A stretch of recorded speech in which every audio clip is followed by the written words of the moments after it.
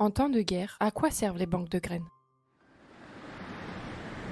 Salut tout le monde! En mars 2011, la guerre éclate en Syrie. Derrière les images de ruines, une autre perte passe inaperçue, celle de la mémoire agricole. À Alep, l'ICARDA, Centre international de recherche agricole dans les zones arides, abritait depuis des décennies plus de 140 000 échantillons de semences provenant du croissant fertile, berceau de l'agriculture. Parmi elles, des variétés anciennes de blé dur, orge ou lentilles, adaptées au climat sec et au sol pauvre. Ce centre joue un rôle fondamental pour la sécurité alimentaire mondiale, en préservant les ressources génétiques nécessaires à l'adaptation de l'agriculture face au changement climatique. À partir de 2012, les chercheurs anticipent l'effondrement et organisent un transfert direct d'une partie de la collection vers des sites plus sûrs, Terrebonne au Liban, Rabat au Maroc et surtout Svalbard, l'arche de Noé végétale construite au cœur de l'Arctique norvégien. Enterrée sous la glace, cette chambre forte abrite plus d'1 million d'échantillons issus de toutes les régions du monde. En 2015, l'ICARDA devient le premier institut au monde à demander un retrait de Svalbard. Ces semences, congelées à moins 18 degrés, sont rapatriées au Liban pour reconstituer la collection et relancer les expérimentations. Dans la vallée de Beka, des agriculteurs syriens réfugiés commencent à cultiver certaines de ces variétés. Ce sont souvent des semences qu'ils utilisaient avant la guerre. Mais derrière ce circuit, il y a donc une expérience personnelle de retrouver ses plantes, ses gestes, son climat. Ici, la semence n'est pas neutre, elle porte en elle une mémoire locale, une manière d'organiser l'espace, de cuisiner, de prendre soin du sol. Elle est un prolongement invisible du territoire quitté. Comme le rappelle l'anthropologue Anna Tsing, ce que nous appelons ressources sont aussi des récits, ils permettent de survivre ensemble dans un monde endommagé. Dans ce contexte, les graines sont bien plus que des réserves biologiques, elles incarnent une continuité culturelle, sociale et affective. Leur conservation et leur réintroduction permet la résilience, mais aussi la réaffirmation d'une autonomie agricole en situation d'exil. Préserver des semences, c'est aussi préserver des récits, des façons d'être au monde et une relation au vivant qui ne se laisse pas réduire à la seule productivité. À bientôt!